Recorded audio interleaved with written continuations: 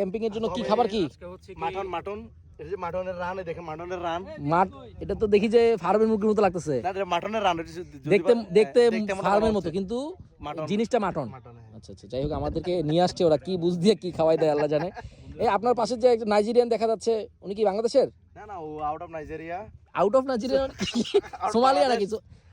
এই উনি কি সোমালিয়া নাকি ভাই? আপনারা যে কয়দিন আগে যে একটা জাহাজ ধরছিলেন, ওই দল সদস্য ছিল উনি।